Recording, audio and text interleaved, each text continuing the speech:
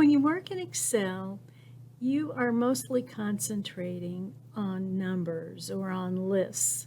But for those who look at Excel and they're really not number oriented, looking at just number after number after number can be really intimidating. And so you owe it to the people that you're going to be sharing your spreadsheet with to be doing some kind of formatting as well that will help them read those numbers and make sense of what your spreadsheet is all about. So today we are going to look at the fonts group in Excel. Hi, I'm Terry, one of the Consumer Technology Specialists for Mid-Continent Public Library. And let's look at an example spreadsheet that is very plain, and let's add in the fonts and other kinds of effects that will help people read that spreadsheet and just make it more interesting to look at.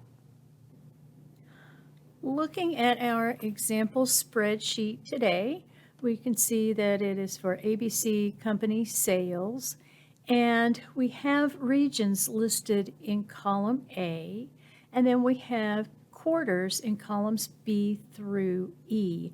Now in column F, we are totaling up the different regions information for the year, and in row 9, we are also totaling each quarter's information. While that works, the numbers are just kind of hard to read because there's just no formatting to them. Am I looking at thousands? Am I looking at millions? What does this all mean? And again, for people who have a hard time just looking at a lot of numbers, this is kind of incomprehensible. So the prettier we make it, the easier it is for them to read. Let's start by looking at the font group and all that it has to offer. Now the font group can be found on the ribbon, on the Home tab, and it is the second group here. So let's get started and make this spreadsheet even more readable for those who want to understand what is going on with ABC Company Sales. When I click in cell A1, I can see that the default font for this cell, and really for all of them, is Calibri and 11 point. Well, we can change that font very easily. I can click on the drop down here and then come down, and as I look at the different fonts, rather than selecting one and keeping my fingers crossed, I can hover my mouse over it and look to see what's going on. I can find another one and see what change was made. Here's another one. And as I go through my list here, I get a preview of what that is going to look like. So I'm not really guessing. I'm going to be able to see exactly how that is going to work for me. How does that look? Oh, that's kind of fun. Ooh, that's really bold. And I can go through and pick the font that I think will be most effective. Now, it's really easy to get stuck here just looking at all the possibilities and trying to figure out what is best. Oh, let's choose this one. Now, the only thing is that's kind of small, even though I do like it. So to the right of where I've selected the font, I can come to the right and say, oh, well, that's 11 point. I can click on the drop down and choose from the list. And these are very standard sizes of fonts. Keep in mind that 72 point, kind of as a general rule of thumb, is 1 inch tall. So I definitely don't want that to be 1 inch tall, but I do want it to kind of stand out. So let's go with a round number here, 20. And that is pretty good, isn't it? I can even go to File and Print and do a print preview so I can kind of get an idea of how that looks on the page as well. And I like how that's looking so far. So let me go back. And then what I want to do from here is to also keep in mind that while this font size drop down has some very standard sizes, if I don't like to use the drop down, let me click in A3, and actually I'm going to select A3 through F3, kind of our column headings here. What we're going to do is, instead of using that standard size, just to the right of that I have a capital A, which will let me increase the font size or decrease the font size. Now I'm going to click on that big capital A and increase it and just sort of guess. I don't necessarily need to know what the number is. If I decide that that's too big, then I can come to the button to the right and click and decrease it as well. Now, one other thing you can do is, let's say that 14 is still a little big, but I think 12 is too small. I could click in this box and type over the 14, type a 13 instead, and press enter. And it marginally changed the size of those numbers. So if you find yourself in the position where the font size that you really need is not offered, you can type in the font size that you truly want. And then from here, I think I will also go with Northeast, Southeast, these row headings, and I'm going to make them say 12 point, just a little bit larger than what the contents of the cells are. Now let's go to the lower left of the font group and look at the three buttons that are always kind of seen, I think, in combination, which is bold, italics, and underline, and see what we can do with them. I think generally you like to have column headings bold, so we'll click on the B, and you can see they're just a little darker. Now also we have those row headings, and they should also be bold for the most part. And that looks very nice, and it's very easy to do just by clicking on one button. Now italics, sometimes people use italics to great effect, and sometimes people use italics where you're a little concerned that maybe they've used it too much, because italics is not always easy to read when there's a lot of it. But just as an example only, I'm going to click in A3 and click on italics so you can see how that looks. And when you need to use italics, be sure to use it. Now, underline is rather interesting in that when I click on the drop down beside it, I can have either an underline or a double underline. And especially for a spreadsheet, that could come in really handy. For example, I could click here in B8 through F8 and click on the double underline. And at that point, it's like accounting, where it shows very easily that I have a total row that adds up the numbers. I always like to really think through the use of an underline when it comes to Excel, because we also have border lines.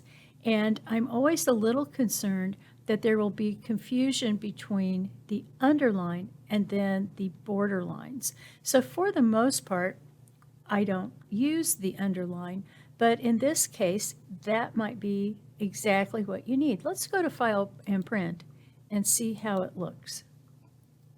And that looks very nice by using the double underline there. Well, let's go back. And since we've mentioned the border lines, let's spend a little bit of time with those. Here we have, just to the right of the underline, and notice how that button changed to a D instead of a U for the double underline.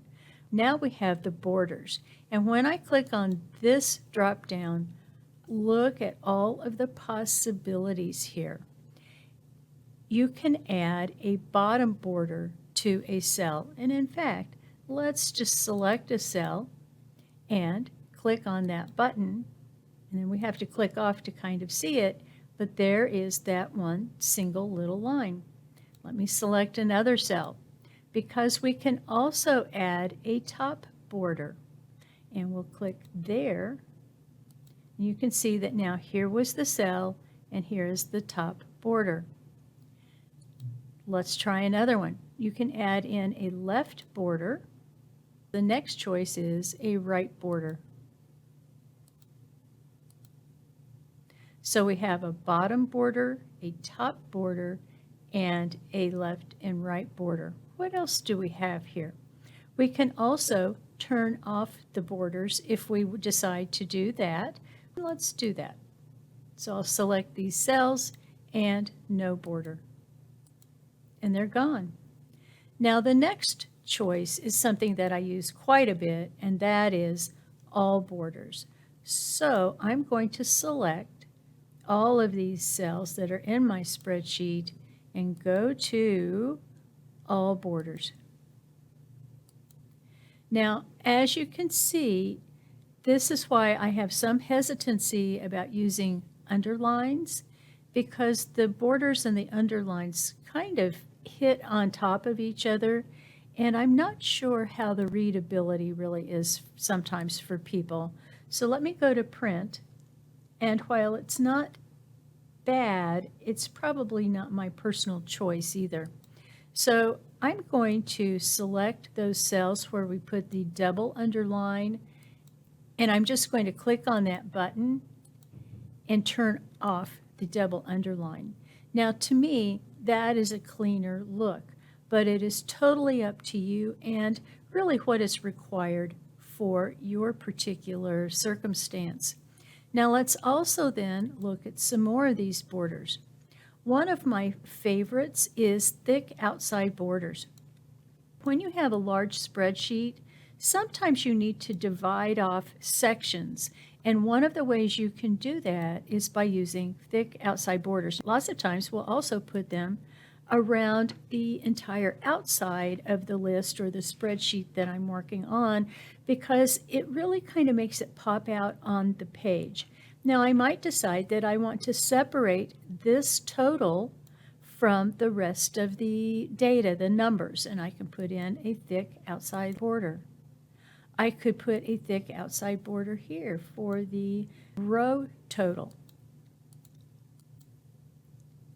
And I might even decide to put a thick outside border with my column headings.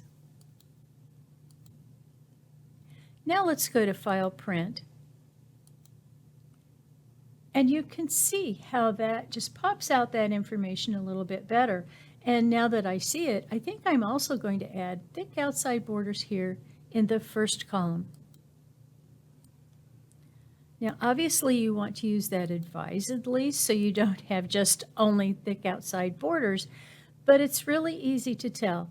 Region, total, total, and then headings across the top. And it really helps your eye look at the data that is separate from some of these other categories. What else do we have here? Well, we have all of these other choices, one of them being that bottom double border. So let me come back up here to F8 and click on that bottom double border. And now it looks like there is a total there, but it's slightly differentiated from what we see with the underline. Well, we've looked at a lot of the borders, but here's something that's even more fun. You can erase one border at a time if you want to do that. You can change the line color. So let's say that I want to make a different line color here for the totals in row 9. I can come down and go to line color. Let's go with a light blue maybe. I get that pencil And when I click on it, I can see that that is in fact a blue line as opposed to the black line. And it's up to you if you'd like to change your border colors or not. Let's also then look at the line style, and not only do we have the borders that we've seen above that are basically lines, solid lines, but we can even put in dots and dashes if we want to do that, and even combinations of dots and dashes, which, depending on what you're doing and what you're trying to show, can be a great help. We also have this more borders. When we click on it, this lets us really choose what we are going to do. We have a tab here that is the border button. And again, we have all these different styles from dots and dashes to solid lines to thick lines to double lines. And we have the preview on the right. So if I decide that I just want a thin line here at the top, I just click on the thin line at the top. Now what is interesting about this is, and we have to be a little careful, let me click OK and then come down to a blank cell for a second. When we go down to more borders, we can not only choose these sides, but we can also click in the center and make a diagonal line if that is what we need to do. We could also just select this button right here if we want to do that, but we'll click OK. And isn't that amazing? You don't need to go to a drawing tool of any kind. It is simply part of the borders if you want to draw diagonal lines within a cell. Now we also have color here. So again, I can change this. Let's make it red and click on that. And now I have a red line, but it's hard to see, so I'm going to make it even thicker. Now every time I make a choice, I need to come back and click on the example so that it shows up properly. And then we'll click OK. And now I have that red dash line in a much thicker kind of line as well. Before we go any further, I do want to be sure that my totals are bolded, which is something that I just like to do.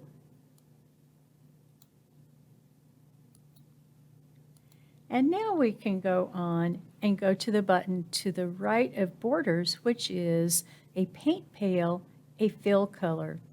So let's say that I want this total, for example, to stand out even more. I can go to the drop down here by the paint pale and choose a background color. So it might be this light green. I might even decide that I like that light green for my heading of my entire spreadsheet and click on it again. And now I have that background. So easy to do. Now when I click that drop down, of course we have theme colors, we have standard colors.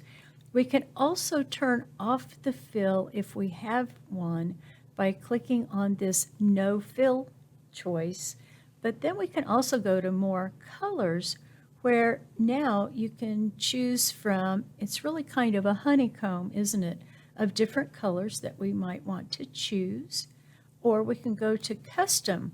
And if you know the RGB or HSL numbers that create the choice that you want, you could type those in, or even the hex number here, or you can simply click anywhere in this chart.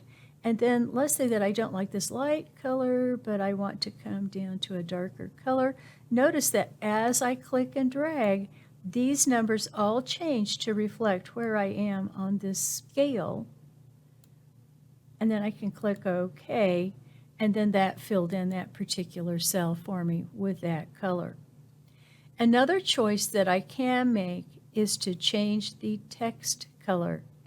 And so, I can click on the drop down and I get that same kind of standard choice of colors. Let's say that I want to make ABC Company Sales dark green instead of black. Well, I simply come here to dark green and click, and now I have changed the font colors as well. So a lot of really easy things that you can do by going to the font group on the ribbon. I've moved to a copy of our original spreadsheet, and boy, doesn't it look plain now, because there's one other place where you can go to make changes, and it's kind of the old-fashioned way that people had before the ribbon, but sometimes you still have more options by making that choice. So what we are going to do is still go to the font group, but now we are going to go to that dialog box launcher that's the little arrow pointing down and to the right in the lower right corner of the font group. And when I click on the dialog box launcher, it opens up Format Cells. And let's go to this font group, which is the third tab, and it says the default font is Calibri Body, but we can change the font here. Now notice that I'm probably not going to get much of an example except for here in the lower right of this box. So let me cancel just a second and let me select A1 where our title is. We'll go to our dialog box launcher. Let's just go with Arial. But it is slightly different. Now to the right of that, we have a font style of regular. We could make it italics. Generally, we could also make it underlined or bold. So let's choose another font. Here we go. Regular, we can make it italics. Here's our bold, and then here's bold italics.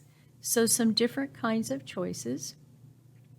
Here is the size. Now these sizes are exactly the same as what we see on the ribbon. They're all just a very standard kind of size. But as soon as I click on it, it also shows me down here in the lower right how that is going to look. Do I want an underline? Oh, well now look at this. I can have a single underline, a double underline. Let's try each one. There's the sample for single. Here's the double underline, which we've seen before. Now single accounting.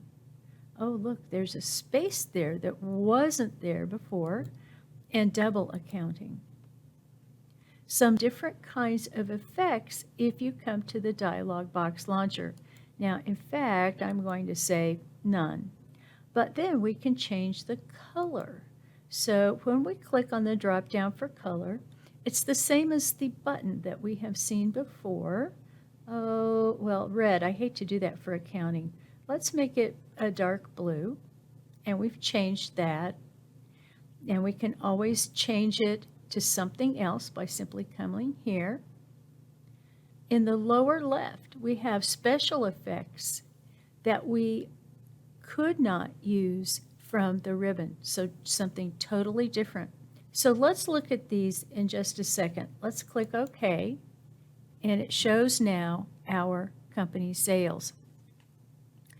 If I decide to type something, and I'm just going to type some random numbers and copy those down, in the first case, when I go back to the dialog box and I say, oh, I want this strike through, it will actually put lines through the contents of that cell. Now this helps you, for example, if you're proofreading and decide you no longer want that information and yet you kind of want to use it for reference. Or maybe it's a list you've created and you say, yes, I've now completed this particular thing, then you might put a strike through it. Now let's look at the other choices here. Going back to your dialog box launcher, superscript, which raises the font to above the regular kind of type. So let me do this again. Let me say AB, and then I'll put space 1, 2, 3, 4, just so it's a little easier to see. I'll select the 1, 2, 3, 4, go to the dialog box, go to our superscript, so you can see how that is raised.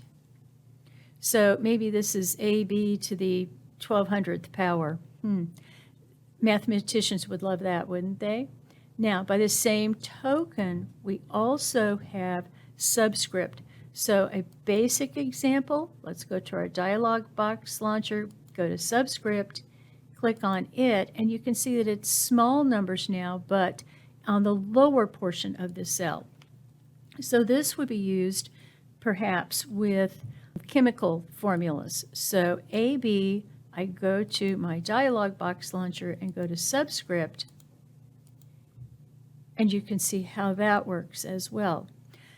Those are welcome additions, not used all the time, but extremely helpful when you want to add in some information to your spreadsheet.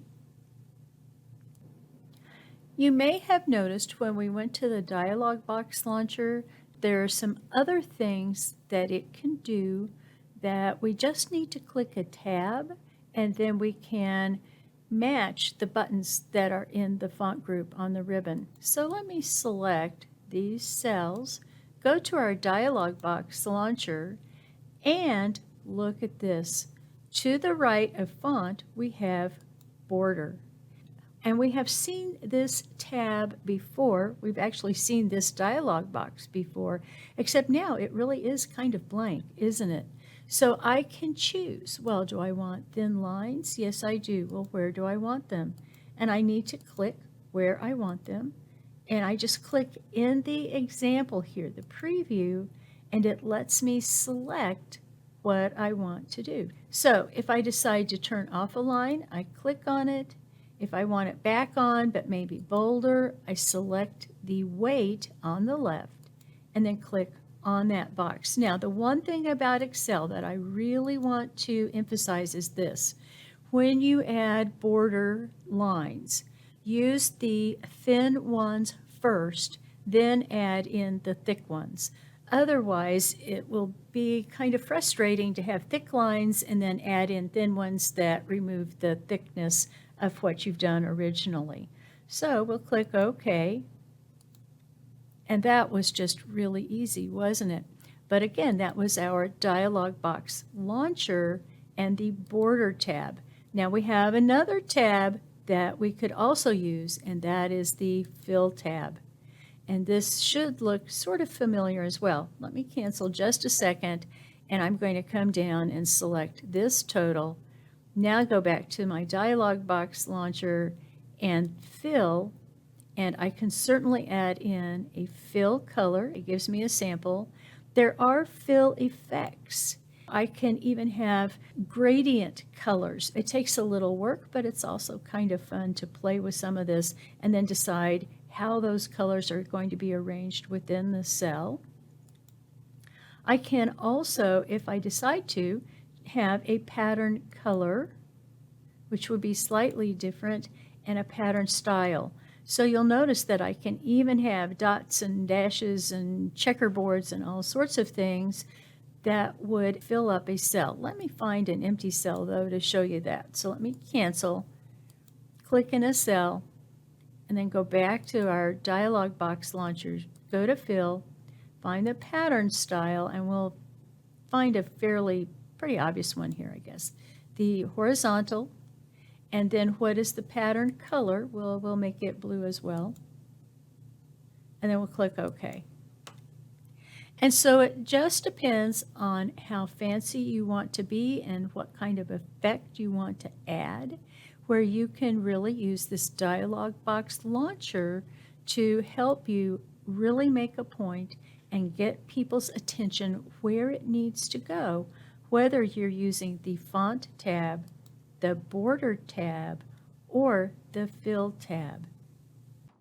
To learn even more, be sure to go to mymcpl.org/online learning for such great resources as Universal Class, Learning Express Library, LinkedIn Learning, and Udemy Business.